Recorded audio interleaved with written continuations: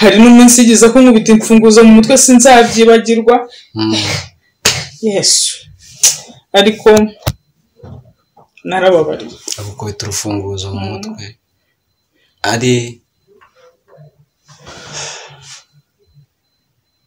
yangana yari umugore wa papa. turabashuje mwe mukurikira Karuhura TV aho muherereye mu mpande enye zose z'isi. Amahoro y'Imana nabane namwe. Hanyuma imbere ya kamera murahabona Uwimana Françoise, ndabasuje cyane mu izina rya Yesu. Imana y'amahoro iduhana umugisha mu izina rya Yesu. Urakoze cyane, natwe twishimiye kubana nawe. Kandi tongeye kugushima by'umwihariko kwemera kumva no kwitaba ubutumire bwacu. Mbere yo gutumira umuntu twarabanje kumwumvaho, hanyuma tukifuza kubonana nawe. Iyo ubikoze ububaye intwari cyane.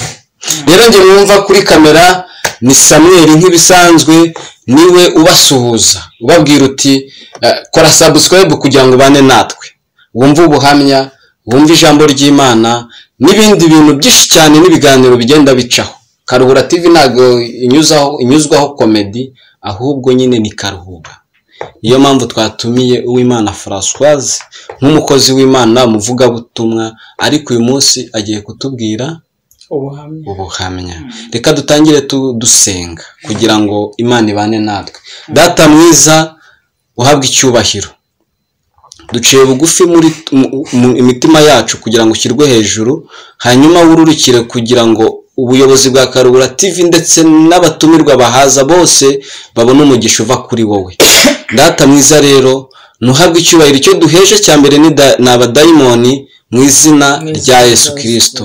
Ubane natwe, ubane na Fani n'abandi bose babasha kuzumva ubuhamya bugira aho bavana naho bubageza.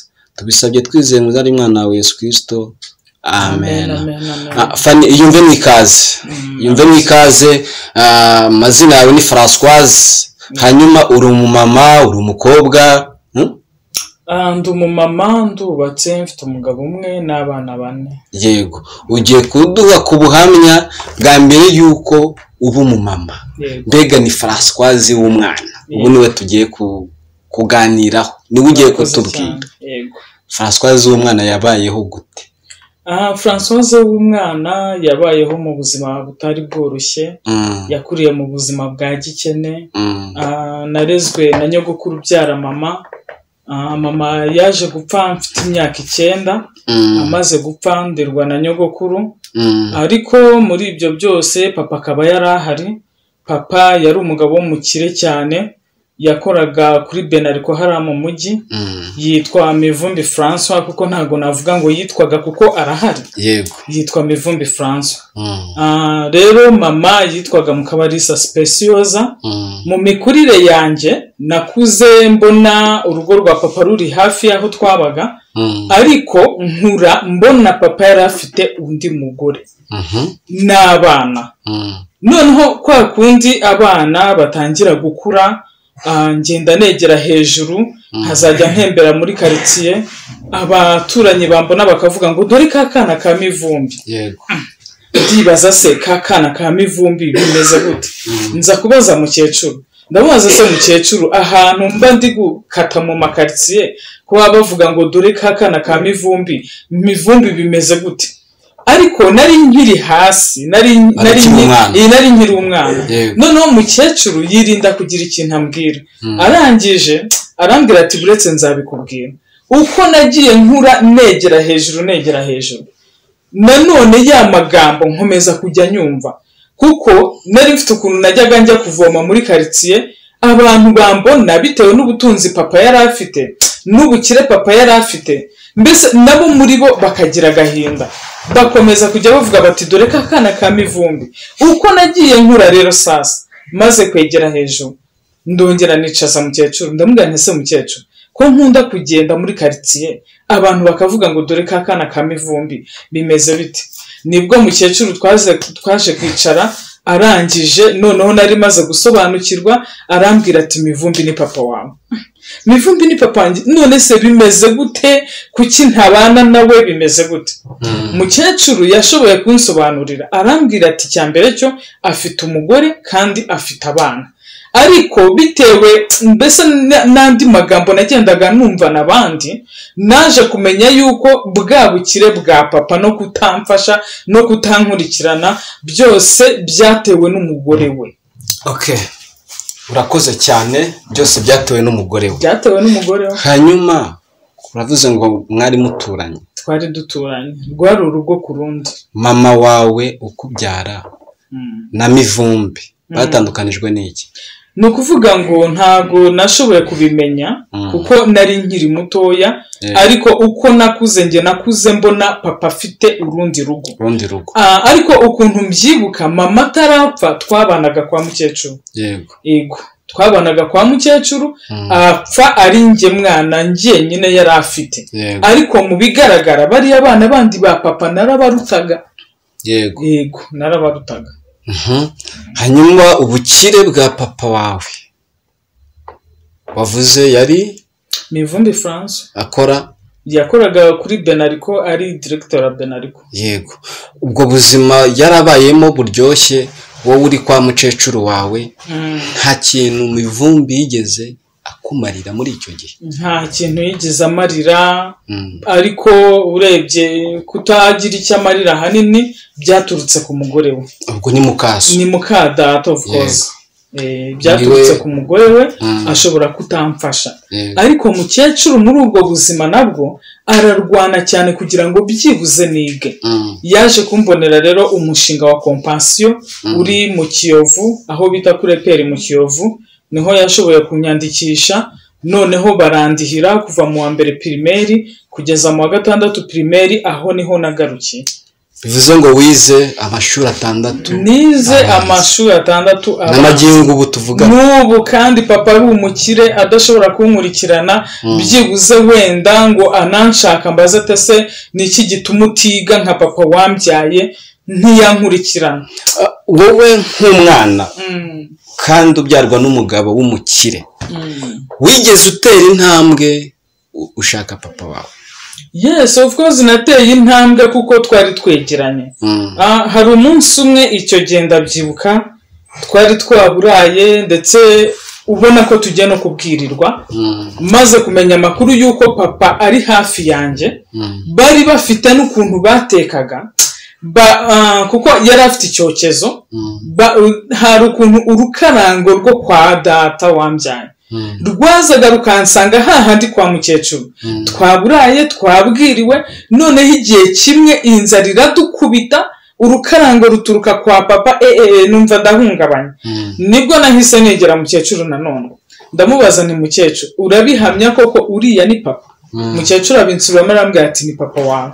Mfata agapapuro, mfata na bike, ndamwandikira titre yaravugaga ngo kuri papa. Iretre ndayandika, maze kuyandika ndamwandikira ndamubwira nti niba uri papa koko nkuko mbyumva, kuki utadufasha, kuki tugiye kwicwa n'inzara hano? Agapapuro maze kukandika ngaha umukozi wa papa yitwaga Kamariza. Kamariza aho uri ndagusuhuje. Ndakandika maze kukamuha, ndamubwira nti aka gapapuro uze kugaha muzehe kuko sasta yaratahaga kaza muri pause. Agapapuro muzehe amaze kukabona abaza Kamariza ngo ako gapapuro ninde wakaguhaye? Kamariza aravuga ngo ni kakana kari hepfo kwa Mucyara. Mukecuru yitwaga Mucyara. Noneho akimara gusoma urwo rupapuro nibwo yahise abwira Kamariza ati genda umuhamagara. Kamariza araza arampamagara, aho niho nagize amahirwe yo kwicarana na papa. Ariko ukabona papa afite nk'ikintu ashaka kumbwira, ariko ntiyagira ikintu ambwira. Icyo gihe wari ufite imyaka ingahe uganira na papa? Nari maze gukuramo kuko nari nsobanukiwe ndabyibuka. Aho nshobora kwicarana na papa, ndarya, ndanywa, arangije ahita abwira umukozi we, ndabyibuka, aramubwira ngo nafate ku bintu byose byari biri aho ngaho, ibitoki, amakara, ibintu nk'ibyo. Ndabyibuka yampaye n'udufaranga, ndabyikorera mbangiye kwa mukecuru. Mukecuru ari aho ngaho agiye kubonabona ndaje nikoreye, atuvuye hese, ntimvuye kwa wa mugabo witwa Mivumbi. kuko kumwita papa byari bitaranzamo neza kuko ntago nigize mbana nawe ntigize anyereka urukundo ruhagije nka papa ngo wenda nkure mwita papa ariko ku mutima wanjye bitewe n'ukuntu nakuze numva yari papa n'ubundi umukecuru agiye kubona ndaje ndikoreye atuvuye hese kandi nimvuye kwa Mivumbi niwe umpaye ibi bintu guhera ubwo ngubwo nibwo natangiye kujya njya kwa papa cyane biri aho ngaho. Mukaso iyo mwahuraga wowe nawe byagendaga gute mwaganiraga iki? Mama Fiete bamwitaga Mama Fiete, reka mvuge Mama Fiete kuko nakuze ari iryo nzi. Ntago yigeze nkunda, ntago yigeze angaragariza urukundo, bivuga ngo iyo aza kunkunda akanangaragariza urukundo nk'umugore wa papa nanjye aba yaranjyanye mu bandi bana nkajya kwicara mu bana akanyereka urukundo nkiyumvamo ko mbese ndi nko mu rugo, ariko ibyo byose kubikora byaramunaniye ahubwo naragendaga ugasanga ari kunkubita. Hari n'umunsi yigize kunkubita imfunguzo mu mutwe sinzabyibagirwa. Yesu, ariko narababariye agukubita urufunguzo mu mutwe ari yangana yari umugore wa papa. Icyo gihe ndabyibuka bari bazanye ibigori bari bakuye Nyagasambu, papa arampamagara aravuga ati ngwino baguhe ku bigori. Mama Fiete arabifata bishyira mu gafuka ankubita imfunguzo mu mutwe manuka ndi kujojoba amaraso. Icyo kintu ntago nzakibagirwa. Fani, ni urugendo rukomeye kandi rutoroshye ariko bisaba gukomera. Ndakomeye. Yakurinze icyo gihe ukaba ungana gutya. Icyo gihe turi kuri Fani w'umwana, turi kuri Fani w'umwana ariko buri Fani mukuru nawe ufite abana. Ubu narakuze mfite abana, sibyo? Ndubatse mfite umugabo n'abana, ndashima Imana uko biri. Iryo ryari ishuri. Yego. Kandi hari abize urushije kubaho. Ntugaterwe ipfunwe nuko utize. Hanyuma baguhaye ibigori ariko umanuka amaraso. Yego. Ava. Ugeze mu rugo mukecuru. Nageze mu rugo nyine mukecuru arabibona, amaze kubibona nawe biramubabaza cyane nyine nk'umubyeyi. Ubuzima burakomeza. Kuri we ibyo bigori ubwo urumva wabyo nk'izina wabyita ibigori wakubitiwe gutyo, ibigori biva mu isambu ya papa wawe ugakubitwa na Mukaso, wabyita nk'iriye zina? Mana yanjye navuga ko ari nk'ibyo kurya by'agahimano niko nabyita. Gusa narababariye, naho hari yumve ko namubabariye. Ubu Mivumbi François yo muhuye bigenda ute? Wambwiye ko arahari, ni ukuvuga ngo igihe cyaje kugera ajya mu France. Yego. Ariko umudamu we niwe wabanje kugenda n'abana. Bivuga ngo papa niwe waje gusigara. Amaze gusigara mera noneho nkaho mbonye uburenganzira bwo kujya kubana na data. Papa ndabyibuka rimwe naje kubimusaba bitewe na situation nari ndimo kwa mukecuru zitari zoroshye. Ndamwegera ndamubwira nse muze wazaretse nkaza kuba hano, ariko mbona muzehe ntabyemeye. No kuvuga ngo ngewe bitewe n'ukuntu naganiraga na mukecuru, Mama Fiete yaragiye apakiramo papa kutankunda. Bivuga ngo na papa rero yankundaga iyo mbonye, iyo atambonaga nta kintu byabaga bimubwiye. Hanyuma ibijyanye n'amarozi ko bivugwa, iyo urebye ubona papa wawe ataba yari yarahawe uburozi butuma atagukunda? Byanashoboka kuko n'ubu aho mfitiye imyaka ingana gutya nagiye mbyumva mbese ko uriya mugore afite ibintu yaba yaramushyizemo byo kutankunda. Kuko nanjye bitewe n'ukuntu nabibonaga, papa muri icyo gihe Mama Fiete ajya hanze yari afite kuba yantwara nkagenda nkabana nawe. Ariko rero bitewe na bya bindi ba mukadata bafata ba papa bakabaroga, byatumye papa atangira urukundo, bituma atanyitaho nk'umwana we kandi mpari. Arinda iyo yurira indege ajya mu Fransa niho umuryango we uri, inaha hari imitungo ya papa, ku Muhima hari etaje ye, ku Gisozi hari inzu ye, ahafite imitungo inaha ngaha, sinzi n'abantu babikurikirana byose nta na kimwe byose birahari, nta na kimwe mfiteho uburenganzira. Urumva ko hari n'igihe nashatse no kubikurikirana, ariko Imana nsenga irambuza, irambwira iti mwana wanjye ibyaso ntabwo ari byo byawe, mpanga amaso nanjye nzakugirira neza. Yego.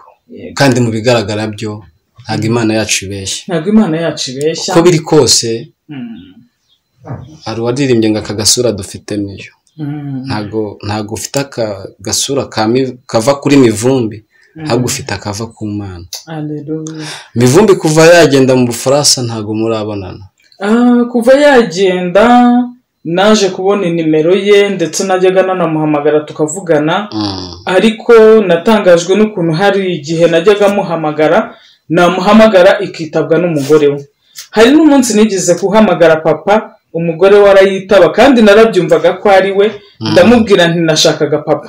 Ati ninde wewe umushaka? Ndamubwira nti ni njye Françoise umukobwa we. Abarambwiye ngo ntawe uhari. Ntese mama Fiette ari he? Ngo nawe ntawe uhari, kandi ndi kubyumva ko ari we. Ari mama Fiette? Yes, yari mama Fiette wanyitabye. Aramunyima. Hashize iminsi nkomeza kuzajya mpamagara ya nimero ya papa, igasona nkabura unyitaba, nkeka ko bamburotse. Yego. Ubu muramutse muhuye ni igiki wababwira? No kuvuga ngo njyewe ndamutse mpuye nabo, naje kugira umugisha, ndakizwa, menye Imana.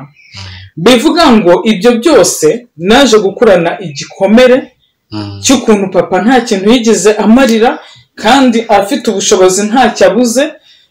Nkurana igikomere cyane, mbese nanabyibuka, nakwibuka imibereho nakuriyemo, nkumva birambabaje cyane. Nanjye nk'umuntu nkatekereza nti iyo data aza kunkurikirana, nanjye mba ndi mu Bufaransa nk'abandi. Ariko impamvu atankurikiranye urabyumva ko byatewe n'umugore we. So naje gukurana igikomere rero, numva mbese mfite akababaro, ndi wa mwana wakuze nta byishimo bihagije, kandi papa hari ntariza neza, ntarabonye ibihagije mu myaka yanjye mitoya.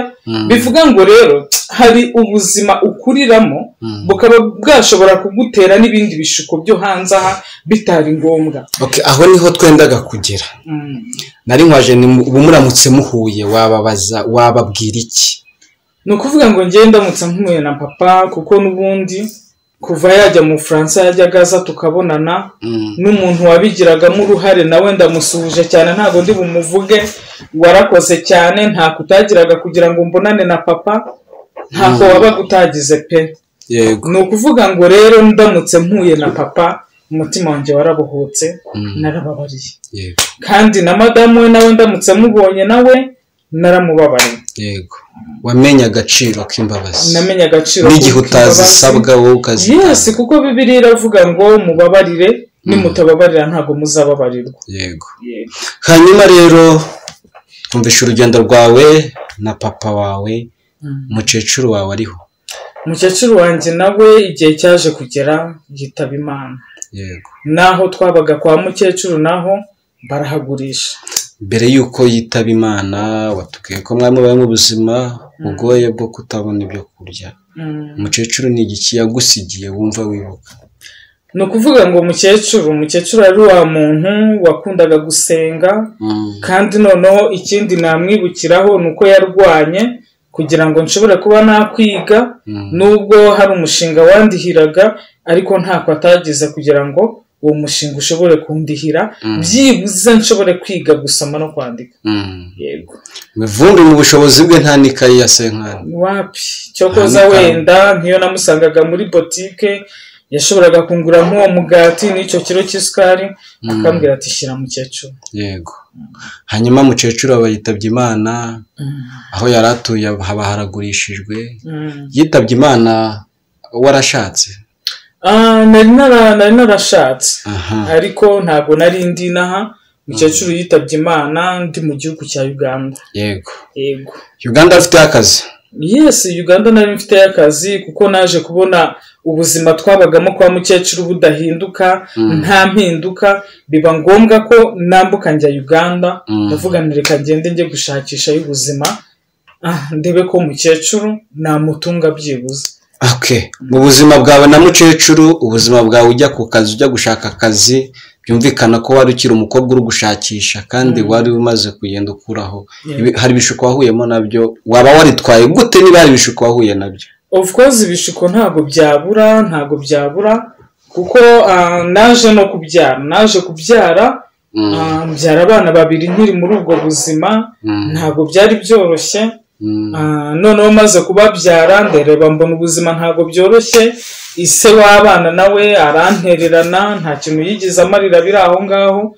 Abana mbarerera kwa mukecuru, ariko bivuga ngo urebye mbese ibyo byose nagiye nyuramo, iyo papa aza kunyegera akankurikirana nk'umwana we, akanshyira mu ishuri, akambaza icyo nshaka, sometimes hari igihe n'ibyo bishuko ntari guhura nabyo.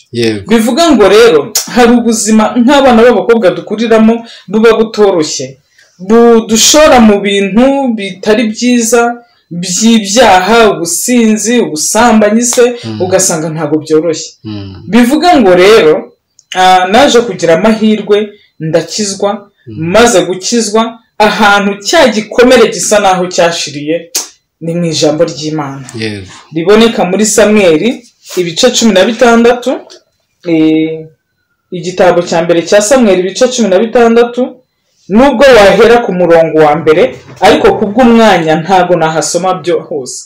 Ni ukuvuga ngo iri jambo naje kurisoma rimbwira ku nkuru ya Dawidi, ndarisoma nditekerezaho nsanga Dawidi yarakuriye mu mateka ameze nk'ayanjye. Ndabisoma numva ndafashijwe, ndangije ndavuga ntoke hari impamvu ndi mu gihugu cy'u Rwanda, data ari mu Bufaransa, nza gusobanukirwa ko impamvu njyewe ndi mu Rwanda ndi mu ishyamba. Ni ukuvuga ngo Dawidi nawe yanzwe n'ababyeyi bahari, yangwa n'imiryango kandi ihari, abakamufashije ari bo se, ari bo bavandimwe, nta kintu bigize bamumarira. Ndabisoma, maze kubisoma nsanga bihuye n'inkuru yanjye, ndavuga ntoke nsobanukiwe yuko Imana yemeye ko nguma mu ishyamba. Naje gusoma iri jambo rya Dawidi, menya yuko Dawidi ari mu ishyamba yihanganye, amaze kwihangana Imana aho yari iri mu gihugu cyo mu ijuru yo ikamubonamo nk'umwami mu gihe kizaza.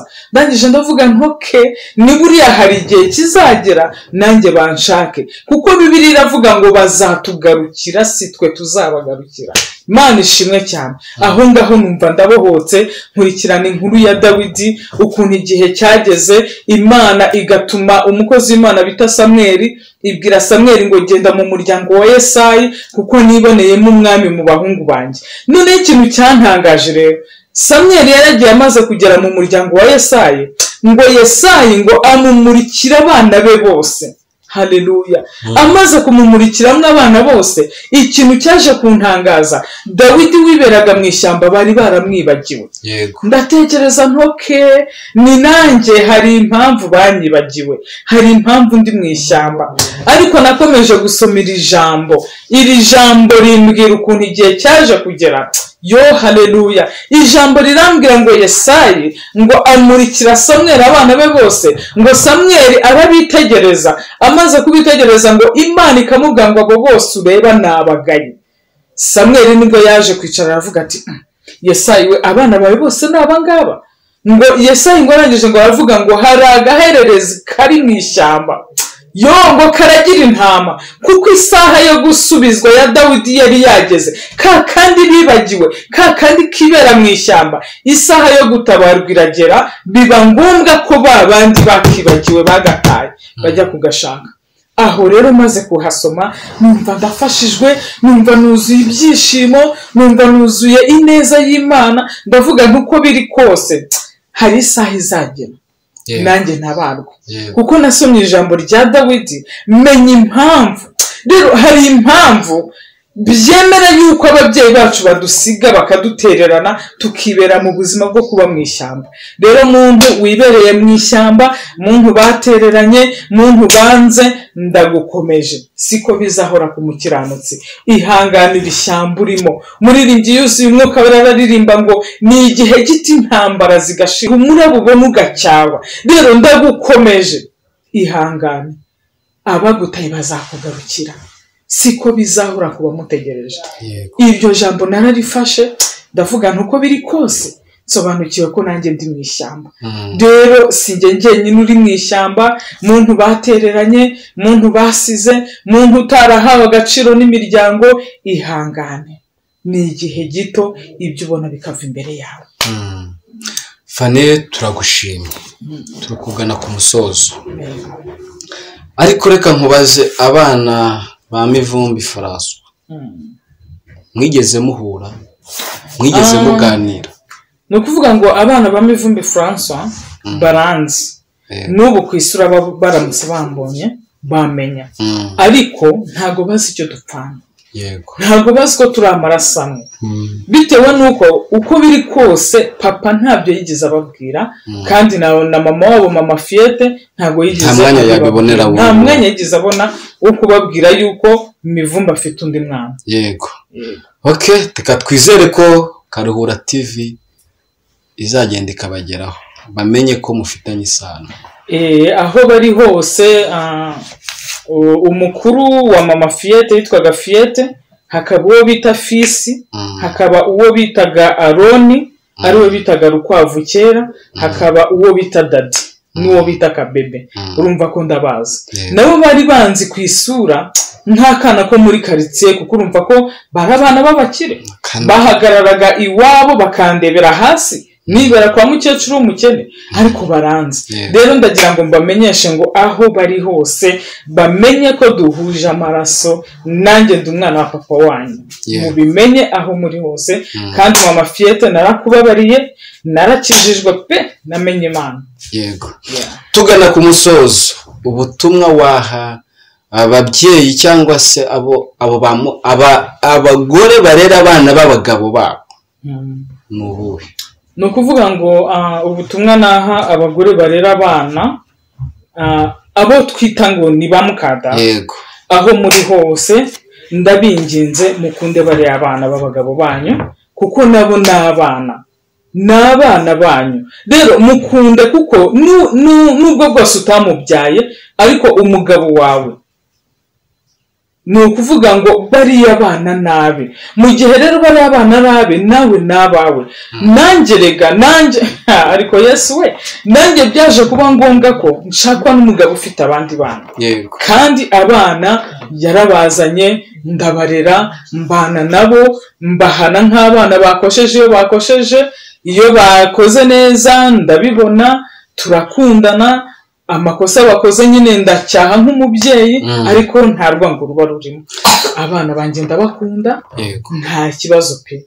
Gusa nashishikariza abamama barera abana b'abagabo kubakunda, kandi ikindi nabwira abana barerwa na ba mukase, namwe mwumvire, muce bugufi, mwubahe. Nimububaha nta na kimwe muzapfa pe. Yes. Abagabo bo nabo ntago twabibagirwa, kuko nabo hari n'igihe twavuga ngo Mivumbi François yararozwe, ariko hari abagabo nabo barangara, hari wenda baba bagira ngo bashimishe abo bagore ba kabiri. Bo wababwira iki? Ni ukuvuga ngo abagabo ikintu nababwira, mukurikirana abana banyu, mubiteho, mugerageze kubegera, mubabaze icyo bashaka, mbese mubabere umubyeyi. Yes, mubabere ababyeyi, nabo bazabakunda. Mwe gutererana abana banyu, bari abana n'amaraso yanyu. Ijambo wumva wakongorera François byibura mubonanye akanya gato nirihe?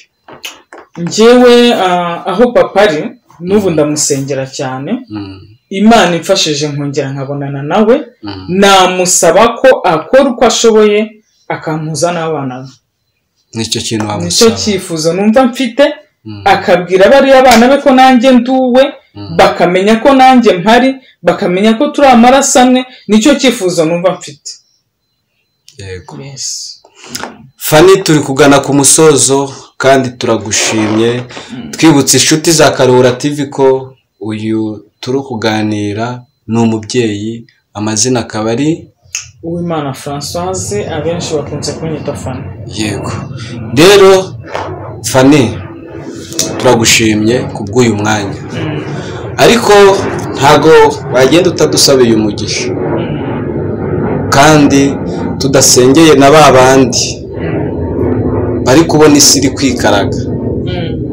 Tubabwire ko igitondo kimwe nabo igihe kizagera feri zigafatwa, ubuzima bukamera neza. Imana yampaye agakiza nabikabageraho, Imana igitanga umutima wo kubabarira, nabo uwo mutima bazawuhabwa rwose bababarire. Gusa natangiye mvuga ngo siko bizahora kuba mutegereje, intambara ubona none ejo ushobora kuzacya yarangiye. Rero wasenga tugasoza iki kiganiro twari turi kugirana. Urakoze cyane Imana, mu izina rya Yesu, urera kandi urakiranuka ntawe uhwanye nawe. Tugushimiye kubw'ineza yawe n'ubuntu bwawe Mana. Uri Imana nziza, uri uwo kwizerwa, uri Imana ikomeje kuba mu ruhande rwacu, uri Imana yaturinze. Ni byinshi wagiye uturinda Mana, wagiye uturinda imitego y'umwanzi Satani ntiyatugeraho. Mana, ndagushimiye, ngushimiye kubw'uyu munsi wongeye kuturemera kugira ngo tuwishimiremo. Habwa icyubahiro Nyiringabo Imana, wabanye natwe tukiri batoya, turinda iyo tugera mu myaka nk'iyi Mana tukiri bazima. Tuguhaye icyubahiro. Nsabiye umugisha iyi televiziyo Mana, kugira ngo ukomeze kubagura cyane, ukomeze kubitaho, ubaho umugisha utagabanyije mu izina rya Yesu Kristo. Nsengeye buri muntu wese unkurikiye nawe uri mu bibazo nk'ibyo nahuye nabyo, kugira ngo umuhe umutima wo kwihangana, umuhe umutima wo kubabarira. Ngushimiye ko uri Imana igira neza, uri uwo kwizerwa. Habwa icyubahiro mu izina rya Yesu Kristo. Urakoze Mana. Amen. Françoise, urakoze cyane, kandi imiryango irafunguye. Murakoze cyane. N'ubutaha n'ejo bundi bwaho Karura TV iragukeneye.